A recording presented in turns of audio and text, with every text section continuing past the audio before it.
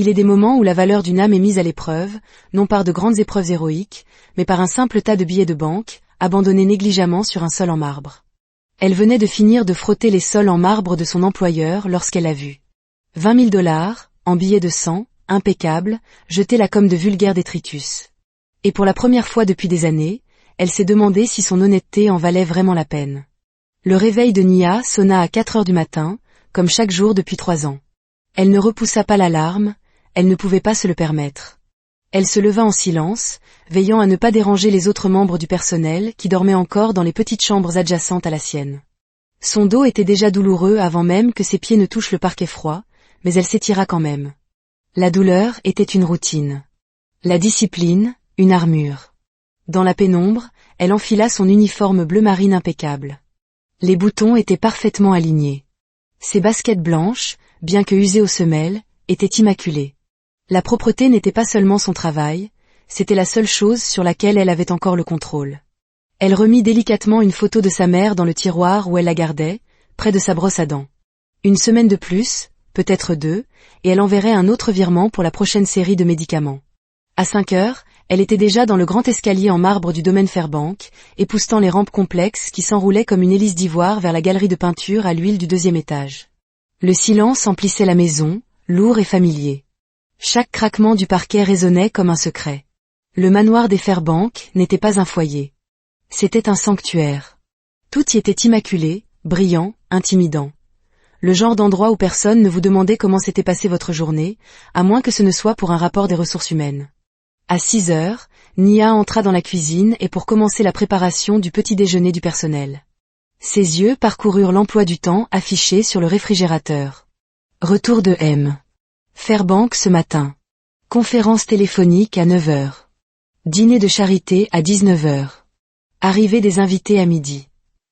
Son estomac se noua légèrement à la lecture de ce nom. Monsieur Elliot Fairbank. Il était un mythe plus qu'un homme. Rarement à la maison, un fantôme qui payait les factures et remplaçait les meubles, mais qui parlait peu et faisait encore moins confiance. Nia ne l'avait vu que 3 fois au cours des 6 derniers mois. Mais chaque fois qu'il entrait, l'atmosphère du manoir changeait. Le personnel parlait moins. Les sourires disparaissaient. On ne savait jamais de quelle humeur il serait. On priait seulement de ne pas être celui qui franchirait une ligne invisible.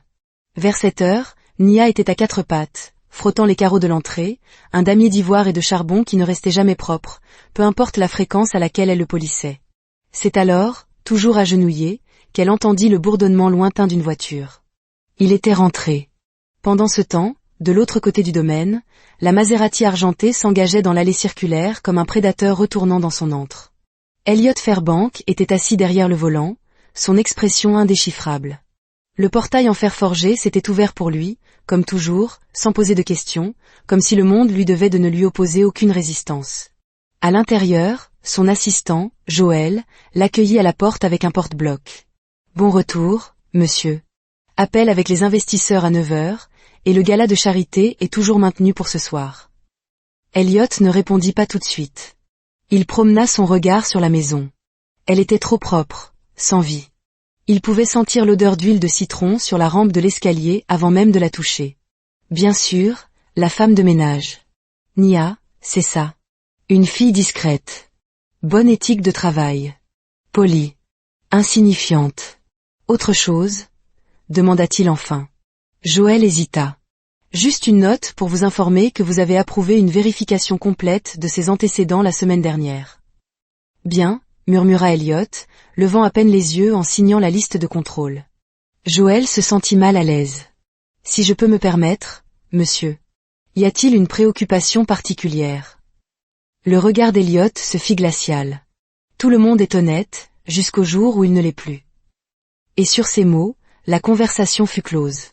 À 8 heures, Nia avait nettoyé 3 salles de bain, poli le hall d'entrée et passé l'aspirateur dans le salon de réception où personne ne s'asseyait jamais. Elle se déplaçait en silence, évitant l'aile ouest, où elle savait qu'Elliot préférait le calme. Ses mains étaient douloureuses, mais ses mouvements restaient gracieux, précis, comme ceux de quelqu'un qui refusait de laisser la vie la rendre maladroite. Elle ne savait pas qu'il l'observait. Elliot se tenait dans la salle de surveillance, un centre de contrôle dissimulé derrière une bibliothèque au 2e étage. Il regardait les flux des caméras sans ciller, son regard fixé sur la femme de ménage qui se déplaçait dans le salon. Pas par plaisir, ni par curiosité. Par calcul. Il avait déjà été trahi, par un partenaire commercial qui avait détourné des millions, par une femme qui n'était sortie avec lui que pour son nom et l'avait avoué en riant alors qu'elle signait l'accord de confidentialité. Il ne faisait confiance à personne, surtout pas à ceux qui travaillaient pour lui. Tout le monde voulait quelque chose. Alors, cette fois, il allait tester. Silencieusement, il se dirigea vers son bureau, ouvrit le coffre-fort mural dissimulé derrière une peinture abstraite minimaliste et en retira une liasse de billets de $100. 20 000 $, soigneusement attachés, impeccables. Sans un mot, il retourna dans le salon et laissa tomber l'argent, délibérément, nonchalamment, juste derrière la table d'appoint que la femme de ménage époussetait toujours. Il ne prit pas la peine de le cacher. Si elle le voyait et le prenait, il le saurait. Si elle l'ignorait, il le saurait aussi. Il se retourna, quitta la pièce et retourna devant ses moniteurs. À 8h30, Nia retourna dans le salon, armée de son chiffon et de son produit à polir. Elle vit l'argent presque immédiatement. Elle se figea. Sa poitrine se souleva et s'abaissa. Ses yeux balayèrent la pièce. Pas vers les fenêtres, ni vers la porte, mais vers les coins du plafond, les caméras. Son visage n'exprima pas la surprise. Pas vraiment. Plutôt de la déception. Elle se déplaça lentement, s'approcha de la pile d'argent comme s'il s'agissait d'un animal mort sur le sol. Elle ne le toucha pas tout de suite, se contenta de le regarder, puis ferma les yeux. Quand elle les rouvrit, son expression avait changé. Elle était résolue. Elle ramassa l'argent délicatement, se dirigea vers le comptoir voisin, prit un post-it et griffonna d'une écriture nette et penchée. « Je crois que vous avez laissé tomber quelque chose. Nia. » Puis elle plaça l'argent à côté de la note et s'en alla. Depuis la salle de surveillance, Elliot fixait l'écran. Il ne parlait pas, ne sciait pas. Il se pencha en avant, repassa la séquence 2 fois, zoomant sur son visage. Il n'y avait eu aucune hésitation, aucune culpabilité, aucun calcul. Juste de l'intégrité. Dans un monde où chacun avait un prix, elle venait de refuser le sien. Et pour des raisons qu'il ne pouvait expliquer, quelque chose dans sa poitrine se fissura. Pas complètement ouvert, mais certainement plus fermé. Le lendemain matin, la maison semblait plus froide, bien que le thermostat n'eût pas changé. Nia se tenait devant l'évier de la cuisine du personnel, rinçant sa tasse de thé en silence. Ses doigts s'attardèrent un peu plus longtemps que d'habitude sous le jet d'eau. Elle n'avait pas réussi à dormir la nuit précédente. Ce n'était pas l'argent. Cette partie était simple. C'était le fait que quelqu'un s'était attendu à ce qu'elle le prenne. Que quelqu'un avait pensé cela d'elle. Elle avait déjà vu des pièges de ce genre, elle les avait vécus. Des employeurs qui louaient vos manières tout en serrant plus fort leur sac à main, des clients qui appelaient les directeurs parce que vous aviez l'air suspect. Rien de nouveau, mais celui-ci piquait plus que d'habitude. Car au cours des 3 dernières années, elle avait été invisible dans cette maison, mais professionnelle, aimable, efficace. Elle avait ravalé sa fierté, gardé la tête basse, était restée tard lorsque l'horaire changeait sans préavis. Et pourtant, un test. Elliot n'avait pas revu les images de la caméra. Il ne le pouvait pas. La scène était déjà gravée dans son esprit. La façon dont elle avait regardé l'argent, la déception sur son visage, la grâce de ses mouvements, la note écrite avec soin, sans sarcasme. Ce n'était pas seulement qu'elle n'avait pas pris l'argent. C'était qu'elle avait semblé presque blessée de le trouver là. Et cela le secouait. Il n'était pas habitué à la culpabilité. Il avait construit toute sa vie d'adulte en évitant cette émotion. En évitant toute émotion, en fait. Joël avait tenté de lui faire un exposé sur les performances du marché au petit déjeuner. Elliot avait à peine entendu un mot. Plus tard dans la journée, il croisa Nia dans le couloir. Elle ne tressaillit pas, ne sourit pas, hocha simplement la tête et continua son chemin. Ce n'était pas de l'impolitesse. C'était de la distance. Et cela le blessa plus profondément que la colère ne l'aurait fait. Le test avait fonctionné. C'est ce qu'il se disait. Il avait confirmé quel genre de personne elle était. Elle était honnête. Elle avait réussi. Alors pourquoi avait-il l'impression d'avoir échoué? Plus tard cet après-midi-là, Elliot erra dans le salon, le même où le test avait eu lieu. L'argent avait disparu, bien sûr. Il l'avait remis dans le coffre-fort. Le post-it, cependant, était resté. Il l'avait gardé. Il était maintenant sur son bureau. 6 mots. Je crois que vous avez laissé tomber quelque chose. 6 mots qui portaient plus de dignité que n'importe quel contrat légal qu'il ait jamais signé. Il s'assit sur le bord du canapé, fixant la cheminée, la faible odeur de citron du produit à polir flottant encore dans l'air. Il se demanda à quoi ressemblait sa vie, ce qu'il lui avait fallu pour devenir si inébranlable. Ce n'était pas seulement la pauvreté, réalisa-t-il. C'était autre chose, quelque chose de plus profond. Des principes. Cette nuit-là, Nia se prépara une tasse de camomille et s'assit près de la petite fenêtre des quartiers du personnel, contemplant les étayers du jardin. Elle s'était promis il y a longtemps de ne plus jamais pleurer à cause des riches. Mais elle ressentait quelque chose ce soir. Pas de la tristesse, ni de la colère. Juste de la fatigue. Fatiguée des préjugés, fatiguée de porter le poids des attentes des autres, d'être considérée comme un risque plutôt qu'un être humain. Son téléphone vibra. Un message de l'infirmière de sa mère. Pas de fièvre aujourd'hui. Elle a demandé de tes nouvelles. Nia sourit doucement. C'était ça qui comptait. Pas les caméras, pas le test. Sa mère, sa propre paix, sa vérité. En bas, Elliot fit enfin quelque chose qu'il n'avait pas fait depuis très longtemps. Il ouvrit un carnet, pas un journal en cuir, juste un cahier bon marché qu'il avait acheté lors d'un voyage d'affaires quand son vol avait été retardé et qu'il avait dû tuer le temps. Sur la première page blanche, il écrivit « Elle a tourné le dos à 20 000 $ et m'a laissé avec ma propre honte ». Il fixa la phrase pendant un moment, puis souligna le mot « honte ». Le lendemain matin, Nia entra dans le couloir et vit Elliot debout au bout. Il n'avait pas l'air impeccable. Ses cheveux étaient légèrement en désordre et il ne portait pas l'un de ses costumes sur mesure habituels, juste un simple pull et un jean. Leurs regards se croisèrent brièvement. Il ouvrit la bouche pour dire quelque chose, mais rien ne sortit, alors il hocha la tête. Elle lui rendit son salut et, sans un mot, passa devant lui. Plus tard dans la journée, au cours d'une conversation discrète entre deux membres du personnel de nettoyage, Nia entendit quelqu'un chuchoter. « Tu as entendu ?» Il l'a testé. Et c'est ainsi qu'elle sut. Ce n'était pas une erreur. C'était délibéré. Un test. Elle ne l'a pas confronté. Elle n'en avait pas besoin. Le mal était fait.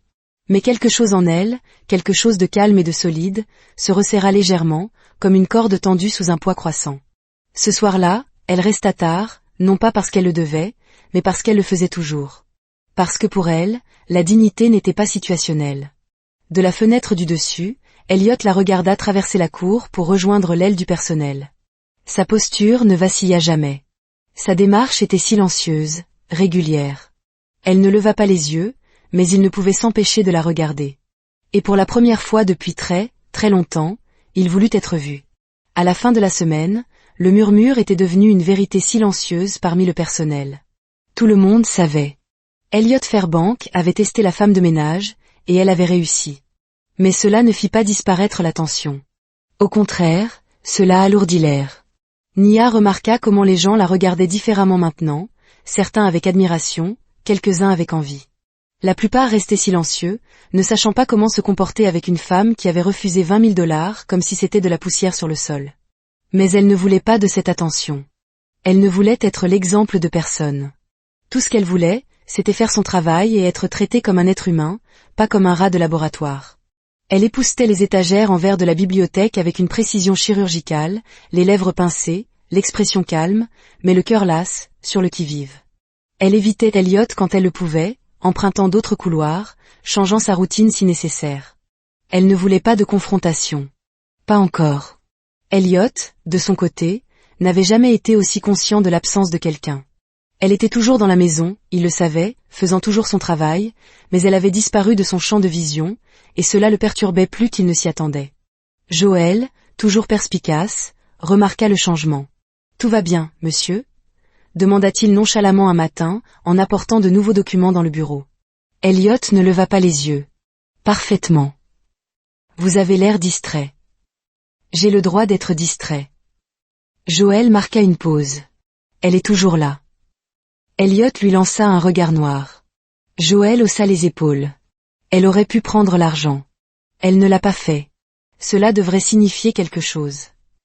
Ça signifie quelque chose, dit vivement Elliot. Puis, plus doucement, presque pour lui-même, beaucoup trop. Cette nuit-là, Nia essuyait le comptoir de la cuisine et lorsque la porte s'ouvrit derrière elle. Elle ne se retourna pas. Elle savait qui c'était. « Je peux vous parler une seconde. » La voix d'Elliot était basse et prudente. Elle continua d'essuyer. Quand elle se retourna enfin, son regard était stable. « À propos de quoi ?» L'autre jour, dit-il. Avec l'argent. Un temps de silence. Elle plia son chiffon et le posa soigneusement. Vous voulez parler du moment où vous avez cru que j'allais vous voler? Dit-elle, la voix calme. Trop calme. Elliot expira. Ce n'était pas à propos de vous. C'était une générale. Une générale quoi? Le coupa-t-elle, la voix toujours égale. Une supposition générale? Une suspicion générale envers les gens comme moi? Il ouvrit la bouche, la referma. Vous n'aviez pas besoin de le dire, ajouta-t-elle.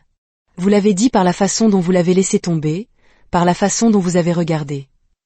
Il détourna le regard, la mâchoire serrée. J'ai déjà été trahi. Moi aussi, dit-elle. Mais je ne vais pas tendre des pièges aux gens. Ce coup la porta. Il hocha la tête une fois, comme s'il encaissait. Vous avez raison. Je sais. Encore le silence. Je ne voulais pas vous offenser. Elle sourit, mais le sourire n'atteignit pas ses yeux. Mais vous l'avez fait. Puis, doucement, elle reprit son chiffon et se remit à essuyer. Elliot la regarda une seconde de plus, comme s'il voulait dire autre chose, mais il ne le fit pas. Il se retourna et partit, c'est pas plus doux que d'habitude. Le lendemain, Nia trouva une enveloppe blanche dans son casier. Pas de nom, pas de mots. À l'intérieur, 20 000 autres dollars en billets impeccables. Elle la fixa longuement, puis la remonta silencieusement jusqu'à son bureau. Elle la posa sur sa table sans un mot et sortit avant son retour. Ce soir-là, Elliot regarda l'enveloppe avec incrédulité. Ce n'était pas lui qui l'avait mise là. Joël non plus. Il réalisa avec une lente et terrible certitude que quelqu'un d'autre dans la maison avait essayé de la dédommager, ou peut-être de la tester à nouveau. Mais peu importait qui, car elle l'avait encore rendue. Pas de caméra cette fois, pas de témoin, juste un acte silencieux et honnête qui tordit quelque chose dans sa poitrine. Il s'assit sur le bord de son lit cette nuit-là, tenant l'enveloppe à deux mains, puis la plaça lentement dans le tiroir à côté de son carnet, juste à côté du post-it. C'est trop fait de la honte. Pendant ce temps, Nia était assise dans la buanderie, attendant la fin du dernier cycle. Son amie Léa, une autre femme de ménage, était assise à côté d'elle. Tu aurais pu le garder, tu sais, murmura Léa. On aurait tous compris. Je sais, dit doucement Nia. Pourquoi ne l'as-tu pas fait? Nia baissa les yeux sur ses mains. Parce que ce n'est pas qui je suis, dit-elle, puis plus bas, et je suis fatiguée que les gens supposent le contraire. Le lendemain matin, Elliot la croisa dans le hall. Elle ne tressaillit pas. Il ne parla pas, mais leurs regards se croisèrent, et pendant un instant, juste une étincelle, quelque chose passa entre eux. Pas le pardon, pas la compréhension, mais la reconnaissance. Deux personnes portant un poids qu'aucune n'avait demandé. La canalisation a éclaté un mercredi après-midi. Un coup de tonnerre de pression d'eau a rugi à travers l'aile du personnel, inondant les tapis du couloir et envoyant une cascade dans l'escalier comme un barrage brisé. Nia venait de finir de plier le linge quand c'est arrivé. Ses chaussures furent trempées en quelques secondes. « Coupez l'eau! Coupez l'eau !» cria l'un des jeunes employés, la panique dans la voix. En une heure, l'aile fut complètement fermée. Chambre ruinée, électricité coupée, risque de moisissure. Le soir, le personnel avait été réaffecté, déplacé comme des pièces d'échecs vers différentes zones du domaine. Sauf Nia. Il n'y avait plus de chambre de personnel disponible. Joël frappa légèrement à la porte du bureau d'Elliot. « Monsieur, un petit problème. » Elliot leva les yeux de sa tablette. « Canalisation éclatée, elle est. Nous avons dû reloger tout le personnel de soutien. La chambre de Nia est sous l'eau. » Elliot cligna des yeux. « Et elle n'a pas de chambre ce soir. » Une pause. Joël ajouta, « Nous pouvons la loger dans un motel en bas de la route si vous approuvez la dépense. » Elliot baissa les yeux sur sa tablette, mais il ne lisait plus. Sa voix était calme. « Non. » Joël haussa un sourcil. « Donnez-lui la suite d'invités en face de la mienne. » Joël cligna des yeux. « La suite bleue ? » « Oui. Elle sera juste dans le hall principal. » Elliot hocha la tête. « C'est très bien. » Joël hésita, puis partit annoncer la nouvelle. Nia se tenait au bout du couloir, une serviette sur l'épaule, un petit sac de voyage à la main. Elle fixait les doubles portes de la suite d'invités bleus, lisses, brillantes, probablement plus chères que tout ce dans quoi elle avait jamais dormi. Elle ne bougea pas, ne frappa pas, resta là un long moment, à assimiler ce que cela signifiait. Elle aurait pu dire non, mais elle ne le fit pas, car la fierté ne tient pas chaud. Elle poussa la porte. À l'intérieur, c'était l'élégance enveloppée de silence. Un lit à baldaquin, des rideaux de velours, des fenêtres allant du sol au plafond laissant filtrer un doux clair de lune sur le parquet. Un panier de bienvenue était posé sur la commode. L'œuvre de Joël, supposa-t-elle. Elle posa lentement son sac, inspira et expira, puis s'assit sur le bord du lit, se demandant comment sa vie l'avait menée à ce moment surréaliste, dormant à quelques pas de l'homme qui avait testé sa confiance, brisé sa fierté, et qui occupait encore ses pensées plus qu'elle ne voulait l'admettre. Au bout du couloir, Elliot fixait la porte fermée en face de la sienne. Il était déjà passé devant 3 fois. Il ne frappa pas, ne fit pas les 100 pas, mais ne se reposa pas non plus. Il savait qu'elle avait accepté la chambre. Et d'une manière ou d'une autre, se fait rendait tout plus lourd. Il se versa un verre de scotch, puis changea d'avis et le vida dans l'évier. Cette nuit-là, aucun d'eux ne dormit beaucoup. Le lendemain matin, Nia sortit dans le couloir à 6 heures précises, vêtue de son uniforme. À sa surprise, Elliot était déjà là, tirant la porte derrière lui. Ils se figèrent tous les deux. Pendant une seconde entière, personne ne parla. « Bonjour », dit-elle poliment, le regard neutre. Il hocha la tête. « Bonjour ». Elle se tourna pour partir. « Nia », dit-il, l'arrêtant. Elle se retourna lentement, sur la défensive. « Je ne voulais pas que ce soit inconfortable. » Elle sourit, mais c'était un sourire fatigué. Alors peut-être ne testez pas les gens comme s'ils étaient des voleurs. « Je sais, » dit-il, les yeux baissés. « Vous aviez raison. J'avais tort. » Le couloir redevint silencieux. « Je n'ai pas grandi en faisant confiance aux gens, » ajouta-t-il. Elle pencha légèrement la tête. « Moi non plus. La différence, c'est que j'essaie encore. » Il grimaça doucement. Elle passa devant lui, mais pour la première fois, elle ne le traversa pas. Elle le contourna, comme s'il était une personne, et non une menace. Et cela ressemblait à un début. Au 3e jour, le rythme avait changé. Elle préparait le café avant qu'il ne le demande. Il commença à débarrasser ses propres assiettes du petit déjeuner. Ils ne se parlaient pas beaucoup, mais ils se remarquaient, par petites touches. Elliot la regardait rentrer une mèche de cheveux derrière son oreille en lisant les étiquettes dans le garde-manger. Nia remarqua comment il faisait craquer ses doigts quand il réfléchissait, comment ses épaules s'affaissaient légèrement quand il était fatigué. Un soir tranquille, elle le surprit debout à la fenêtre du hall commun, contemplant le jardin. « Vous jouiez là, n'est-ce pas ?» demanda-t-elle doucement. Il se tourna. « Comment le savez-vous » Elle haussa les épaules. L'herbe est usée à un endroit. Le même sentier, encore et encore. Il hocha la tête. J'étais une personne différente à l'époque. Peut-être pas, dit-elle. Peut-être juste enfouie. Il la regarda alors, non avec suspicion, mais en la voyant vraiment. Plus tard cette nuit-là, il se tenait à son bureau, tenant à nouveau le post-it. Elle était juste de l'autre côté du couloir, et pour une raison quelconque, la distance semblait à la fois incroyablement grande et dangereusement proche. Nia était éveillée, fixant le plafond. Elle ne savait pas de quoi elle avait le plus peur, qu'il essaie de s'excuser à nouveau, ou qu'il ne le fasse pas. Tout a commencé avec une photo. Nia n'avait pas l'intention de fouiner. Elle époussetait le bureau d'Elliot pendant qu'il était en réunion, comme d'habitude, et ses yeux tombèrent sur un fin cadre en argent caché derrière une pile de livres sur l'étagère.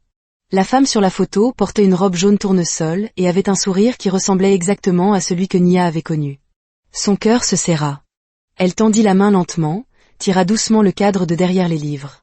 Ce n'était pas une femme quelconque. C'était Amelia Fairbank, la sœur d'Elliot.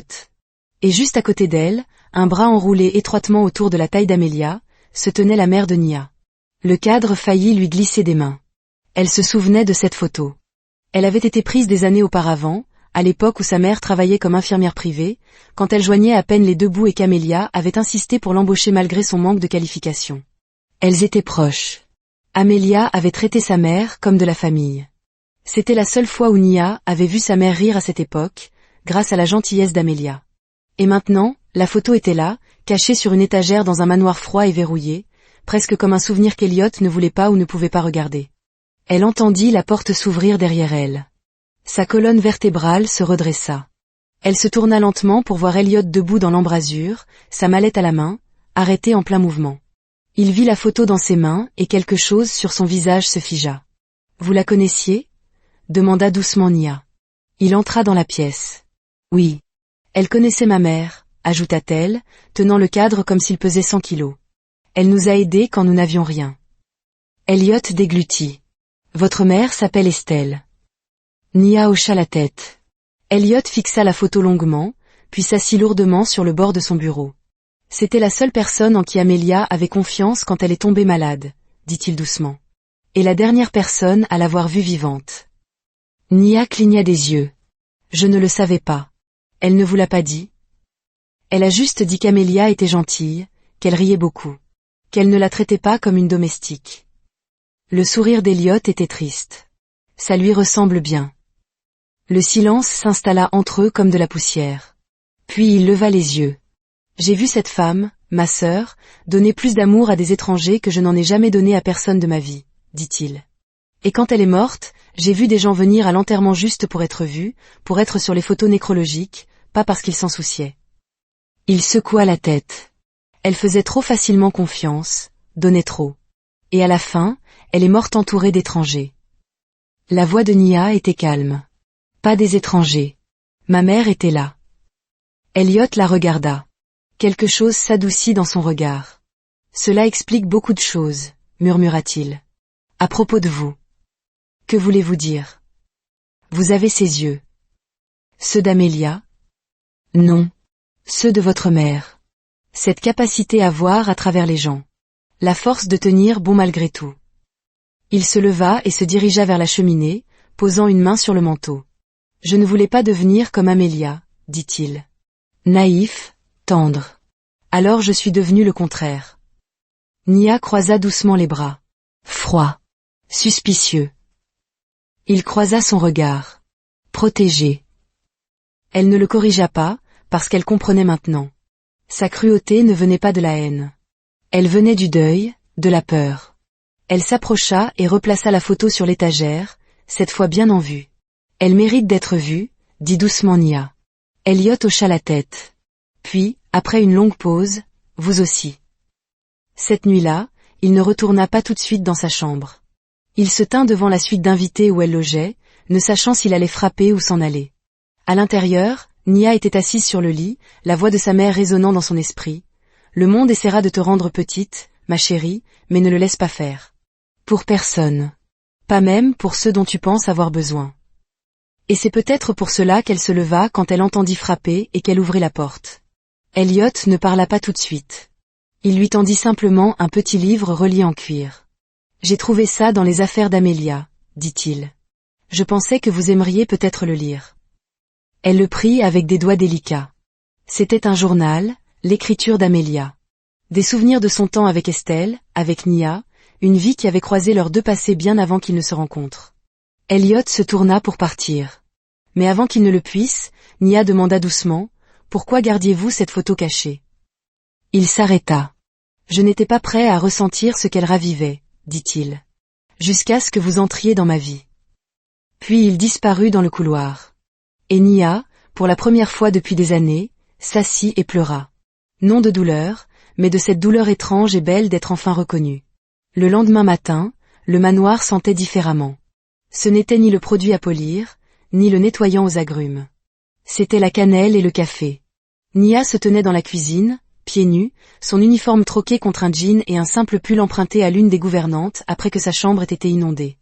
Elle remuait la casserole de porridge sur la cuisinière, fredonnant doucement, le son à peine audible au-dessus de la vapeur. Elliot entra et s'arrêta sur le seuil. Il n'avait entendu personne fredonner dans cette cuisine depuis des années. Il s'éclaircit légèrement la gorge. Nia se tourna, surprise mais pas effrayée. « Je ne savais pas que vous étiez levé, » dit-elle en passant une boucle de cheveux derrière son oreille. Il esquissa un demi-sourire. « Je ne savais pas que nous avions de la cannelle. » Elle eut un petit rire. « Vous seriez surpris de ce qui se cache dans cette maison. La plupart des gens ne regardent jamais. » Il traversa la pièce lentement, les mains dans les poches. « Ça sent les dimanches matins. » Elle lui jeta un coup d'œil. « C'est ce que je visais. » Un temps. Je préparais ça pour ma mère avant ses séances de chimio, dit-elle doucement. Elle disait que c'était la seule chose qu'elle arrivait à garder certains jours. Elliot hocha la tête, les yeux baissés. Elle se bat toujours, dit Nia. Toujours là. Toujours têtue. Il sourit. Elle fit glisser un bol vers lui. Vous en voulez? Il hésita. Vous êtes sûr? Je n'y ai pas mis de poison. Il rit. Un vrai rire, pour la première fois depuis longtemps. Cela les surprit tous les deux. Ils s'assirent ensemble au petit îlot de marbre. Pas de serviteur, pas de tension, juste deux personnes partageant de la cannelle et du silence. Alors, dit Nia entre deux bouchées. Avez-vous toujours été un maniaque du contrôle? Elliot cligna des yeux, puis sourit en coin. Vous avez parlé à Joël, n'est-ce pas? Peut-être. Il se pencha en arrière. Je suppose qu'après la mort d'Amelia, contrôler les choses me donnait l'impression de ne pas me noyer. Nia hocha lentement la tête. Le deuil ne demande pas la permission. C'est ça le problème, murmura-t-il. Il entre par effraction et ne repart jamais. Ils restèrent silencieux un moment. Puis elle demanda doucement, avez-vous déjà pleuré? Elliot leva les yeux, surpris. Elle n'insista pas. Il ne répondit pas, mais son silence en disait assez. Plus tard dans la journée, Nia se retrouva à marcher sur le sentier du jardin. L'air était vif, doré par la lumière de l'après-midi. Elle s'arrêta sur la parcelle d'herbe usée qu'Elliot fixait toujours. Elle se retourna lentement et le trouva en train de la regarder depuis le balcon du dessus. Ils ne se firent pas de signe. Ils n'en avaient pas besoin. Il y avait quelque chose de sacré à être vu sans avoir à jouer un rôle. Ce soir-là, Nia entra dans le bureau pour rendre le journal d'Amelia. Elliot leva les yeux. Vous l'avez fini? Elle hocha la tête. J'ai pris mon temps. Une pause. Merci, ajouta-t-elle. Pourquoi? Pour avoir laissé sa mémoire respirer. Elliot se leva lentement et s'approcha. Sa voix était basse. Elle a beaucoup écrit sur votre mère. Je sais. Elle était fière d'elle. Moi aussi. Leurs regards se croisèrent un instant de trop. Et juste au moment où la tension s'épaississait, Nia la brisa avec un sourire tranquille. Je ne vais pas mentir. Je pensais que vous étiez un parfait crétin quand je vous ai rencontré. Il expira, presque soulagé. C'est juste. Mais vous m'êtes devenu sympathique, ajouta-t-elle. Comme de la moisissure. Elle rit. Un vrai rire. Ne gâchez pas tout, dit-elle, toujours souriante.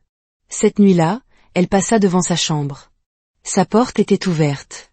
Un feu crépitait à l'intérieur. Il était assis près du feu, un tourne-disque diffusant un jazz doux en fond sonore. Sans un mot, il désigna le fauteuil en face de lui. Elle entra lentement, comme si elle se méfiait de la chaleur, mais s'assit quand même. Une heure passa. Ils parlèrent de musique, d'enfance, de la première fois où elle avait goûté du beurre de cacahuète et avait pensé que c'était un truc de riche. Il lui raconta la première fois qu'il avait menti à son père et à quel point il s'était senti bien. Et quelque part entre les confessions et le silence, quelque chose changea. Ils n'étaient plus des étrangers. Ils n'étaient même plus employés et employeurs. Ils étaient deux personnes orbitant doucement autour de quelque chose de tendre qu'aucun n'osait nommer. Avant qu'elle ne quitte la pièce cette nuit-là, il dit « Je suis content que ce soit vous ». Elle se tourna sur le seuil. « Content que quoi soit moi ». Il hésita. Le test. Le moment. La chose qui m'a secoué. Elle ne répondit pas tout de suite. Alors la prochaine fois, essayez l'honnêteté à la place. Je le ferai. Bien. Elle partit, mais son parfum resta dans la pièce comme une question à laquelle il voulait répondre. Cela commença par un appel téléphonique que Nia n'était pas censée entendre. Elle venait de finir de ranger le salon lorsqu'elle entendit la voix d'Elliot depuis le bureau. Élevée, tranchante, différente du ton plus doux auquel elle s'était habituée. Elle ne voulait pas s'arrêter, ne voulait pas écouter. Mais quelque chose en elle se figea au son de son nom. Elle n'est pas comme les autres, Joël. C'est ça le putain de problème, dit Elliot. Je pensais que ce serait simple. La tester, confirmer, passer à autre chose. Mais maintenant. Une pause. J'ai besoin qu'elle reste. Alors dites-le lui, répondit Joël, exaspéré. Tu crois qu'elle le croirait? Après le coup que j'ai monté? Après l'avoir mise sous surveillance comme une criminelle. Tu as fait ce que tu fais toujours, Elliot. Tu as utilisé le pouvoir au lieu de la confiance.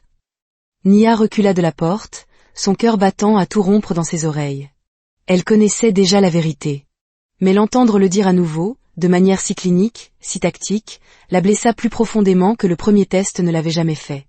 Elle quitta la pièce comme un fantôme, silencieuse, invisible, mais se désagrégeant de l'intérieur. Cette nuit-là, elle ne s'assit pas près du feu. Elle ne fit pas de porridge. Elle ne frappa pas. Elle resta dans la suite bleue, fixant le plafond alors que l'orage grondait dehors, un tonnerre qui résonnait comme un avertissement. Elliot remarqua son absence. Il attendit, sirotant son café seul dans la cuisine, le pot de cannelle toujours intact sur le comptoir. À minuit, il se tenait devant sa porte, hésitant. Puis il frappa. Pas de réponse. Il frappa à nouveau. Toujours rien. Puis des pas légers. La porte s'entr'ouvrit juste assez pour que ses yeux croisent les siens. Pas chaleureux, pas en colère. Juste froid. « Je peux entrer ?» demanda-t-il. « Je ne pense pas que ce soit une bonne idée, » dit-elle. « S'il vous plaît. » Une pause. Puis elle ouvrit plus grand la porte et recula. Il entra mais resta près du seuil, les mains le long du corps. « Je ne voulais pas que ça se passe comme ça, » commença-t-il. « C'est le problème avec le contrôle, » dit doucement Nia. « On ne décide pas de ce que les gens ressentent. » Il baissa les yeux. « Je vous ai entendu au téléphone. » Son souffle se coupa. Je sais que ce n'était pas personnel. C'est ce qui rend les choses pires. Nia, vous aviez besoin que je réussisse votre test pour pouvoir me garder ici.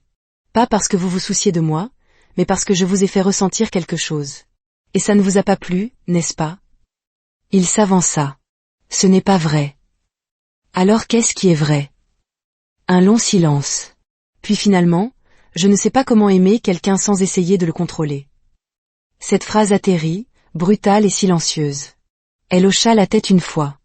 C'est ce que je pensais. Puis elle lui tourna le dos. S'il vous plaît, dit-il, la voix rauque maintenant. Ne partez pas. Je ne pars pas, murmura-t-elle. Je me remets. Il y a une différence. Il tendit la main vers la sienne, et pendant un instant, une fraction de seconde, elle le laissa faire. Puis elle se retira.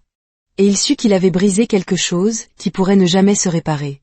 Le lendemain matin, elle était partie. Pas de mots, pas de message. Juste un uniforme propre et plié laissé sur le bord du lit, et le silence là où il y avait eu des rires. Elliot était assis seul dans le jardin où Amelia jouait autrefois. Il tenait le post-it dans une main, la photo d'Amelia et d'Estelle dans l'autre. Il avait l'argent, le pouvoir, l'influence, mais rien de tout cela n'avait d'importance si la confiance était quelque chose qu'il ne pourrait jamais posséder. Et pour la première fois depuis la mort de sa sœur, Elliot Fairbank pleura. Pas pour sa sœur. Pas pour la femme qui avait réussi son test. Mais pour l'homme qui continuait d'échouer au sien. 6 jours s'étaient écoulés depuis le départ de Nia. Le manoir était de nouveau silencieux. Trop silencieux. Le genre de silence qu'aucun luxe ne pouvait combler. Elliot se déplaçait dans les couloirs comme un fantôme, ses routines intactes, mais sans vie. Il lisait le journal chaque matin et en oubliait chaque mot. Il répondait à des emails sans se souvenir de les avoir envoyés. Il mangeait sans rien goûter. Plus de matins à la cannelle, plus de rires dans le couloir, plus de conversations au coin du feu. Juste du marbre, de l'acier et du regret. Il se tenait dans le bureau, regardant le jardin, l'herbe où Amelia courait, où Nia avait marché sans crainte, maintenant vide. Il ouvrit le tiroir de son bureau. À l'intérieur se trouvait la photo de sa sœur, le post-it que Nia avait laissé avec l'argent, et un petit carnet en cuir qui n'avait pas touché depuis la nuit où elle était partie. Il l'ouvrit. Une phrase le fixait. Je ne sais pas comment aimer quelqu'un sans essayer de le contrôler. Il ferma lentement le livre, puis se leva. Pendant ce temps, à l'autre bout de la ville, Nia se tenait devant l'évier de la cuisine du petit appartement de sa mère, regardant la lumière du soleil filtrer à travers les stores poussiéreux. Sa mère dormait paisiblement dans la chambre. Le nouveau traitement l'aidait enfin, payé en partie par un don anonyme, une bénédiction silencieuse qu'elle n'avait pas osé questionner. Mais elle avait ses soupçons. Elliot. L'homme qui essayait de posséder ce qu'il ne comprenait pas, et pourtant l'homme qu'il avait vu quand personne d'autre ne le faisait. Elle baissa les yeux sur ses mains. Elle n'avait pas porté son uniforme depuis le jour de son départ, n'avait pas non plus préparé de porridge, n'avait pas beaucoup souri. Ce qui l'effrayait le plus, ce n'était pas qu'il l'ait blessée, mais qu'il lui manquait. Cet après-midi-là, une lettre arriva, manuscrite, sans adresse d'expéditeur. Elle l'ouvrit lentement, le cœur battant. Nia, je ne sais pas comment défaire ce que j'ai fait. Je peux seulement vous dire que je n'ai jamais rien regretté de plus. Je vous ai testé parce que je ne savais pas comment faire confiance. Vous avez réussi. J'ai échoué. Vous m'avez dit un jour que la dignité ne demande pas d'approbation. Je veux que vous sachiez que la vôtre m'a changé. Si vous ne répondez jamais, je comprendrai. Mais si jamais vous choisissez de revenir, ce ne sera pas pour un travail. Ce sera pour retrouver quelqu'un qui comprend enfin ce que signifie mériter la confiance. Elliot. Elle la lut 2 fois, puis la posa. Elle ne pleura pas, ne sourit pas. Elle prit juste une profonde inspiration, mesurée, et laissa le poids du choix s'installer sur ses épaules. Ce soir-là, elle alla se promener. Sans téléphone, sans destination. Juste rue après rue, l'air d'été et des pensées silencieuses. Elle repassa leur conversation, ses excuses maladroites, le petit déjeuner à la cannelle, son rire, le son de sa propre voix quand elle l'avait traité de crétin, et la façon dont il n'avait pas bronché. Il l'avait entendu. Mais il avait aussi changé. Et peut-être qu'elle aussi. Au manoir, Elliot était toujours à la fenêtre, regardant le coucher de soleil s'éteindre sur l'horizon de pierre. Le personnel avait recommencé à marcher sur la pointe des pieds. Pas de rire, pas de musique. Il tenait le carnet dans une main. Le stylo planait. Puis il écrivit, « Le véritable amour ne se gagne pas avec des tests. Il se révèle par la vérité. » Il ferma le livre et attendit. Non par espoir, mais par respect. Si elle ne revenait jamais, il le mériterait. Si elle revenait, il le mériterait cette fois. 3 jours plus tard, Elliot se tenait dans le jardin, arrosant la même parcelle d'herbe où Amélia courait. C'était une petite chose, une chose qu'il n'avait pas faite depuis des années, non pas parce que quelqu'un le lui avait demandé, mais parce que cela semblait réel. Il avait cessé de vérifier son téléphone, cessé d'attendre. Il avait fait la seule chose qu'il pensait ne jamais pouvoir faire, lâcher prise sur le résultat. Il ne savait pas si elle reviendrait un jour, mais il savait maintenant qu'il vivrait différemment dans tous les cas. Ce même matin, Nia se tenait devant les grilles en fer forgé du domaine Fairbank. Elle ne portait pas d'uniforme, mais son chemisier préféré, un bordeaux profond dont elle retroussait toujours les manches quand elle était nerveuse. Pas de sac de voyage, pas de CV, pas de porte-bloc. Juste elle. Le garde à la porte la regarda, surpris. « Vous avez un rendez-vous » Elle sourit doucement. « Non. Mais je pense qu'il m'attend. » Les grilles s'ouvrirent, non pas mécaniquement, mais doucement. Joël fut le premier à la voir. Il faillit laisser tomber sa tablette. « Nia, dit-il, stupéfait. Vous êtes là ?» Elle hocha la tête, calme. « Est-il à la maison ?» Joël hésita, puis désigna le jardin. « Il est derrière. » Elle hocha la tête et traversa lentement les couloirs, ses chaussures silencieuses sur le sol poli. Tout semblait identique. Et pourtant, tout semblait différent. Elle n'était plus une femme de ménage. Elle n'était plus le personnel. Elle était une femme qui revenait selon ses propres termes. Elliot ne la vit pas tout de suite. Il était à genoux près d'un parterre d'herbes fraîchement plantées quand son ombre croisa son chemin. Il leva les yeux et se figea. Elle se tenait là, les mains jointes, le visage indéchiffrable, les yeux plus doux que le jour de son départ. Il se leva lentement, époussetant la terre de ses paumes. « Vous êtes revenu, dit-il, à peine plus fort qu'un murmure. « Oui. » Silence. « Je n'étais pas sûr que vous le feriez, ajouta-t-il. « Moi non plus, dit-elle honnêtement. Mais j'ai lu votre lettre. 2 fois. » Il déglutit. Chaque mot était sincère. « Je sais. » Une autre pause. Puis elle lui tendit une petite note pliée. Il la prit, confus. La déplia. 6 mots écrits d'une écriture nette et penchée. « Je crois que vous avez laissé tomber quelque chose. » Sa poitrine se serra. C'était la même note qu'elle avait écrite le jour où il l'avait testée. Mais cette fois, elle avait une signification entièrement différente. « Qu'est-ce que j'ai laissé tomber ?» demanda-t-il, la voix calme.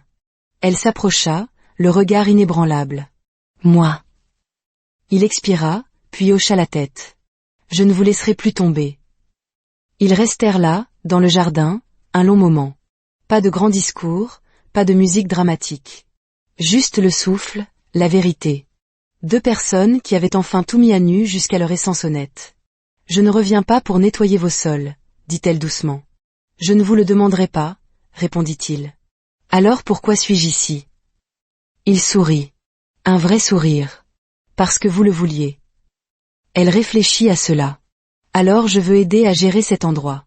Réparer les systèmes du personnel, restructurer toute cette damnée chose. » Il hocha la tête. « Bien. J'ai besoin de quelqu'un de plus intelligent que moi de toute façon. Et je veux être respecté. Pas toléré. Pas testé. Vous le méritez, chaque jour. Et je veux du porridge à la cannelle le dimanche. Son sourire s'élargit. Marché conclu. Plus tard ce soir-là, ils étaient assis sur le balcon, sirotant du thé, regardant le ciel se teinter d'un violet doux. Vous savez, dit-elle en lui donnant un coup de coude. Je pense toujours que vous étiez un crétin. Toujours. Mais vous apprenez. Il la regarda. La regarda vraiment. Grâce à vous. Ils ne s'embrassèrent pas. Pas encore. Ce n'était pas la fin d'une romance. C'était le début de quelque chose de plus. Construit non pas sur le pouvoir, mais sur le choix, sur la vérité, sur la confiance.